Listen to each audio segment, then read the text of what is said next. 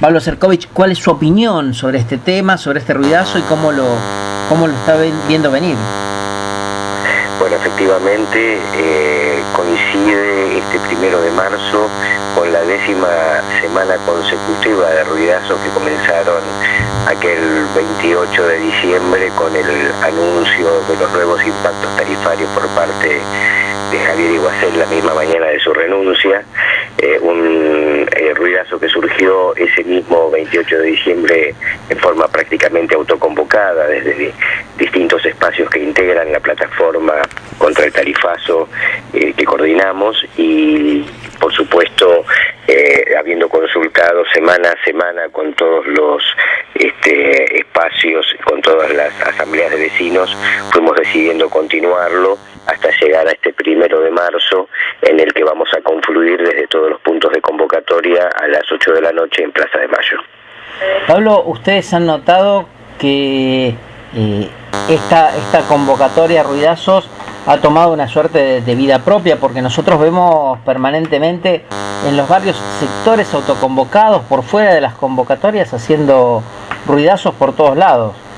Bueno, es muy importante destacar que desde aquel 28 de diciembre, como decimos, no solo se incrementó la concurrencia de las vecinas y los vecinos, sino de a decenas cada semana los puntos de convocatoria de ruidazo, tanto en la Ciudad Autónoma de Buenos Aires como en Provincia de Buenos Aires como en el interior del país. En realidad, el ruidazo, que es en sí misma una manifestación de descontento frente a la presión confiscatoria que ejercen estos cuadros tarifarios sobre los ingresos en los hogares y que arrojan a la inviabilidad a todo nuestro aparato comercial y productivo, se convirtieron además en un proceso de articulación y de organización de todos estos ámbitos donde en cada barrio se encuentran los vecinos y las vecinas, y de la mano de este reclamo por el tarifazo además empiezan a producirse en otros días y otros horarios encuentros donde ponen sobre la mesa el debate de los temas más cotidianos relacionados con el barrio, pero también en el caso de la Ciudad Autónoma de Buenos Aires, los problemas de la ciudad y en cada distrito, como ser, por ejemplo, la problemática del cierre de escuelas, la problemática del traslado de hospitales. Entonces es un proceso que empieza a ser cada vez más complejo de la mano de este fenómeno que surgió en forma autoconvocada y que va a tener este 1 de marzo una expresión contundente en Plaza de Mayo, advirtiendo a los legisladores sobre la urgencia en el tratamiento del proyecto de ley de tarifa social para la energía eléctrica y el agua potable que ya presentamos en la legislatura, pero también de la mano de la coordinación y la articulación y la solidaridad con todos los trabajadores de los gremios de energía que van a estar presentes en Plaza de Mayo y con quienes estamos avanzando en importantísimos acuerdos para dar un marco de protección a esos hogares que están ya en el límite de sus posibilidades. Pablo, hay algunas cosas que son realmente inexplicables, ¿no? Porque, por dar algunos ejemplos, se ha puesto los valores de los servicios a niveles internacionales, según dice el gobierno. Sin embargo, a esos mismos trabajadores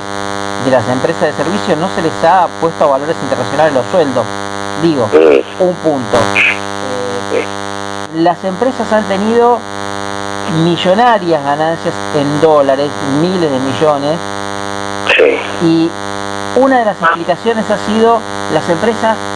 no pueden, una de las justificaciones, las empresas no pueden funcionar si no tienen que cerrar. Digo, diera la impresión que el gobierno entiende que si no ganan algunos miles de millones de dólares al año, las empresas entonces cierran. Bueno, estás tocando el nudo de esta problemática, toda vez que precisamente a partir del proceso que no inicia este 28 de diciembre, sino que es previo, un proceso en el que surgieron aquellos primeros ruidazos, las recogidas de aquellos cientos de miles de firmas que nos permitieron la promulgación de la ley de de emergencia tarifaria el año pasado. Precisamente esta ley tenía como objetivo especificar las tarifas, retrotraerlas a noviembre de 2017, cuando habían alcanzado ya los niveles en dólares que los argentinos pagábamos en 2001, antes que existieran los subsidios, que fue una ley de emergencia tarifaria que logramos consensuar con todos los bloques de la oposición en el Parlamento Nacional, pero que fue vetada por el Poder Ejecutivo Nacional con el decreto 499, un decreto contra el que interpusimos una cautelar de inconstitucionalidad, solicitando además una precautelar de prohibición de corte de suministro por falta de pago hasta que se decrete la inconstitucionalidad. O sea que venimos trabajando en los distintos resortes institucionales, en este caso en el legislativo y en el judicial, desde todo el año pasado, porque entendemos que en realidad aquí lo que está sucediendo es que el Ejecutivo permite esta colosal transferencia de recursos, que son recursos que tendrían que estar disponibles para la efectivización de los derechos de la ciudadanía, en manos de algunos grupos concentrados, que son además, en el caso de las empresas de energía, los principales tomadores y fugadores de divisas del país. Hay que destacar que, bien como vos lo planteabas, aquí no solo han llevado los cuadros tarifarios dolarizados a una situación insostenible, siendo las tarifas en dólares casi más caras del mundo, sino que además no han realizado ninguna de las inversiones a las que se habían comprometido y efectivamente están sosteniendo en una situación de conflicto a todos sus trabajadores y te diría más, intentando deshacerse de sus plantillas, de los trabajadores experimentados, históricos de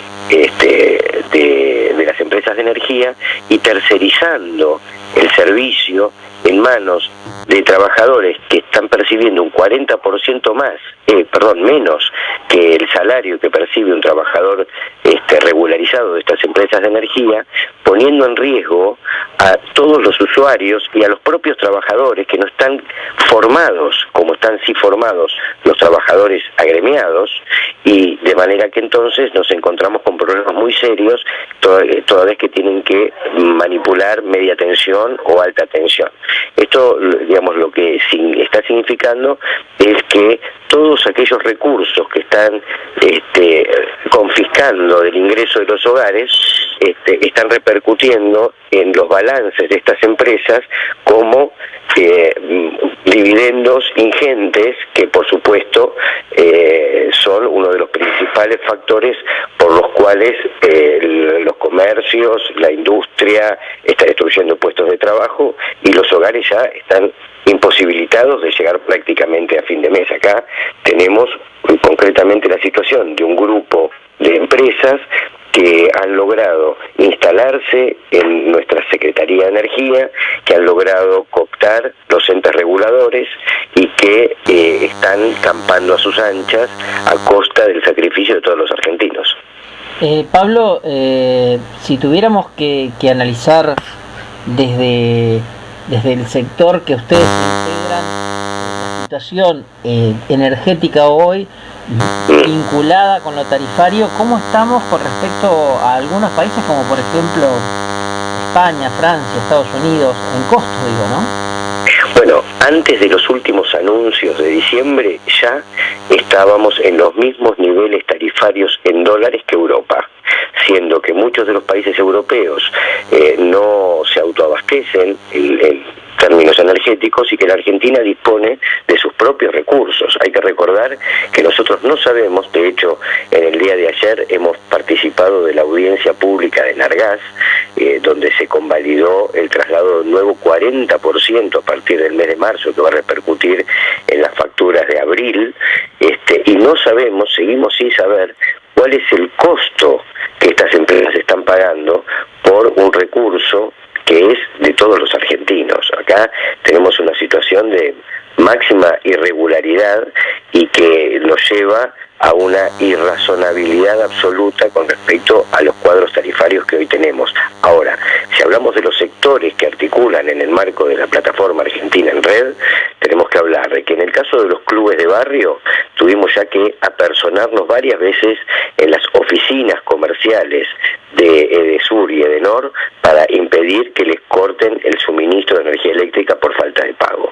Si hablamos de las bibliotecas populares, decir que se les está haciendo totalmente inviable el sostenimiento de sus ámbitos, toda vez que no pueden afrontar el pago de los servicios públicos. Si hablamos del sector de adultos mayores, que también integra esta plataforma, tenemos que decir que ya están resignando la compra de medicamentos y están resignando la compra de alimentos para afrontar estos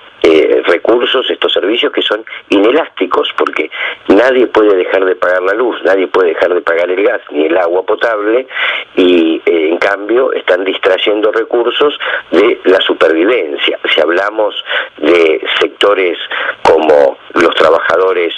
de la educación, tenemos la situación de las universidades, donde sus presupuestos prácticamente les alcanzan solo para pagar sueldos y servicios, o sea, no están pudiendo disponer de recursos para ningún otro fin que no sea el de la subsistencia. Si hablamos, digamos, sector que toquemos, atravesado por la problemática tarifaria, lo cierto es que está padeciendo ya desde hace más de un año, en el que las tarifas, como decimos, alcanzaron en dólares aquellos niveles que tenían en 2001, hablamos de noviembre de 2017, empiezan a padecer un proceso de confiscación que es inasumible. Estamos presenciando, en el caso de las asociaciones de comerciantes, que también integran nuestra plataforma, el cierre masivo de establecimientos comerciales. En el caso de las asociaciones pymes, que también integran nuestra plataforma, la destrucción de todos los puestos de trabajo. Hay que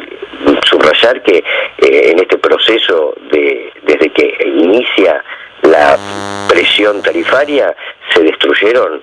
cientos de miles de puestos de trabajo. O sea, acá lo cierto es que producto de esta transferencia de recursos estamos siendo arrojados nuevamente a nuestro fracaso como sociedad. Por eso, y después de haber agotado, como decimos, todos los recursos institucionales, porque no hay que perder de vista que si bien presentamos este proyecto de ley de tarifa social en la legislatura de la Ciudad Autónoma de Buenos Aires, que fue elaborado en forma colaborativa por todos los sectores que articulan en Argentina en Red, lo cierto es que la Corporación Cambiemos dispone de 34 de los 60 legisladores de la Ciudad Autónoma de Buenos Aires. Entonces nos enfrentamos a un panorama en el que va a ser muy difícil que se le dé aprobación a este proyecto de ley de tarifa social, que tiende a paliar mínimamente esta situación, que tiende a dar protección a los usuarios residenciales, que tiende a dar protección a los comercios que todavía están en funcionamiento y a las pymes que todavía están en funcionamiento, y por supuesto liberar de esta presión a las entidades de bien público, como son los clubes de barrio o los centros de jubilados o las bibliotecas populares. Entonces,